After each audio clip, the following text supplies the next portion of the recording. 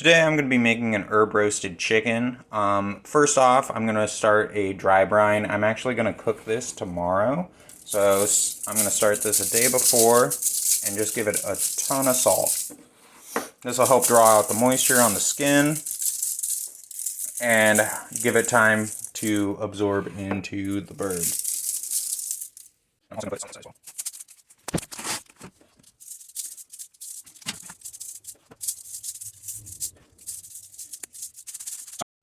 So it's been 24 hours and our chicken has been dry brining that whole time. You can see that it's starting to dry out on top there. And it'll be nice and flavorful. The salt has time to penetrate. But now we're going to be making a herb butter to go underneath the chicken and inside to help flavor it.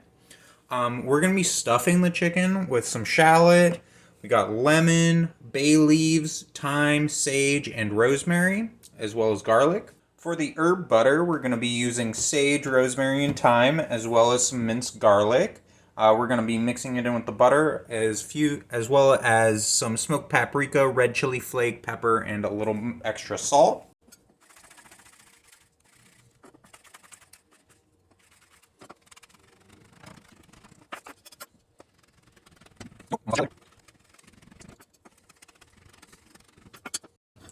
Okay, so now I have it minced up really fine here. I'm going to start whisking my butter. It's already at room temp, so it should soften up fairly easy here. We'll see though. Yeah, not too bad. It will get stuck in here really bad though. That's fine. So we got our herbs really fine.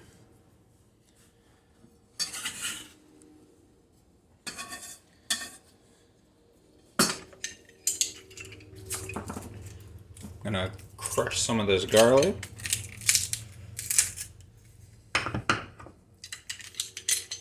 So chicken is pretty flavorless. I mean, it's not flavorless, but it doesn't have a strong flavor, so I think herbs really help with that.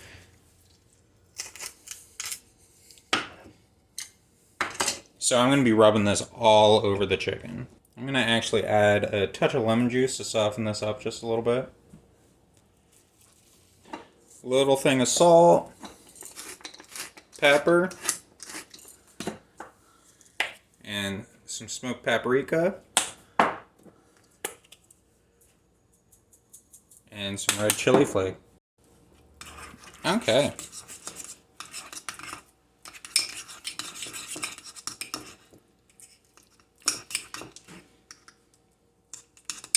Perfect. So that is going to be our garlic butter for the chicken. Okay, so let's start putting this bird together. First off, I'm going to take a little bit of the herb butter and put it on the inside of the bird. I'm also going to start putting some of my shallots, the herbs and garlic in there as well.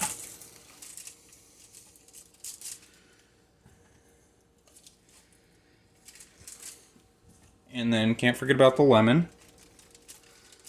I'm going to fill this whole thing up. Now for the butter, I'm going to go in through the, up near the neck of the chicken, and I'm going to separate the skin from the breast here. Am I doing this all the skin? The breast is separated from the chicken. The only thing I worry about here is our ribbon skin. It's pretty delicate. Okay, so it's nice and separated. I'm not going to worry about the thighs or anything else. And then I'm going to start putting in some of that herb butter. Get it all around. This will also help keep the chicken moist while it's cooking. Okay, so we're looking fairly good there. We got a little bit of butter left. So I'm going to kind of put that in the nooks and crannies of the chicken where I don't think a lot of heat will get to it. Let me squeeze myself a little bit. Okay, and I don't have any twine right now, so I'm going to try to use the chicken itself as a mechanism to hold the wings and the legs together. Now I'm going to try something that I haven't done before. I've seen other people do it, is to put slits in near the chicken bottom to be able to put your wings through, or your legs actually, and hook them in there.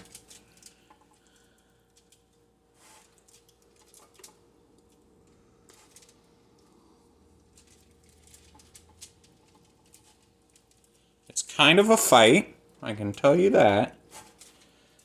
But it also did get in there. So let me do it with the other one here. Just making a tiny incision and then I kind of spread it out.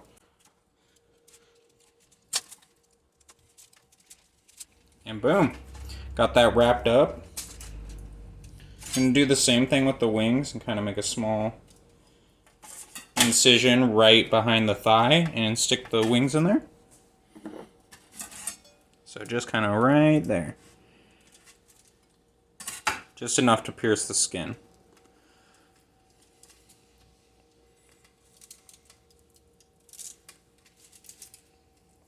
Boom. Okay. So that's looking really tasty there. For the top sneezing, I'm gonna do lots of black pepper.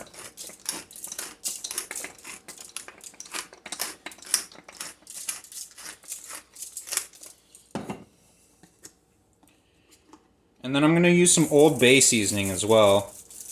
I really like this on the skin, personally. And I will flip this whole thing over and then season the thighs in the back as well.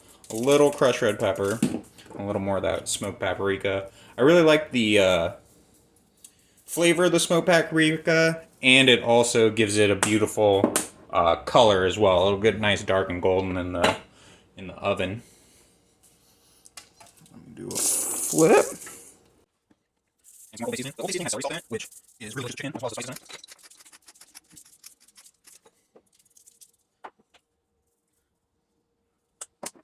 I'm getting the side up. I'm going to a little bit. That's okay. Just jump back in. And we'll see if these hold up during cooking to see if these wings pop out or whatever.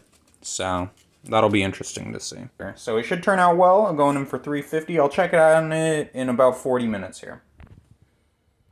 So it's been about 30 minutes here. We're starting to get some nice color on it.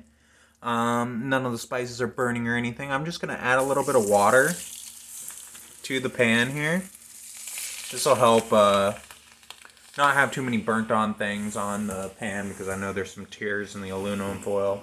And if I wanted to make gravy or anything with the bottom, then the drippings won't burn.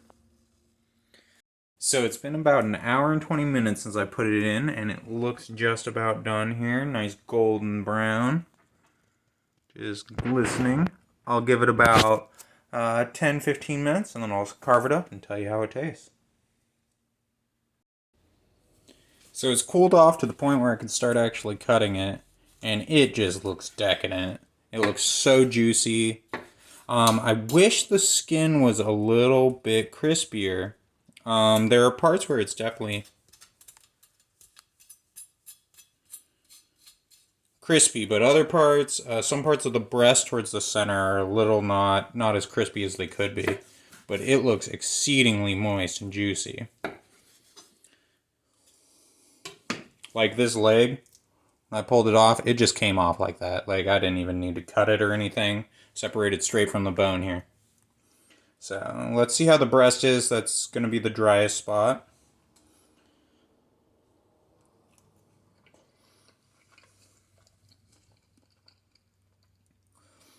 Wow. Yeah. Very juicy. Perfectly seasoned. Nice and herbal, but not overwhelming, actually. It tastes a lot more like chicken than herbs. So that's the highlight of it. But really, the main highlight is how juicy this is. This is just succulent. I would like to point out that the using the chicken itself to hold itself together worked amazingly well. The wings stayed taut against it. These were surprisingly great. It made it extra crispy on these points where they're tied. I mean, they were stuck on there really well. So that's a great way to do it if you don't have twine. And it's easier than doing twine, even cutting those little slits and then slicing it. Not hard at all. Yeah, the only thing is I think my oven temperature was a little too low. So next time I do this, I'm going to have a little bit higher oven temperature, maybe some different seasonings on it to try something new, change it up. So in a future video, I'll be making this again, but I'll do different seasonings, maybe a different type of roasted chicken.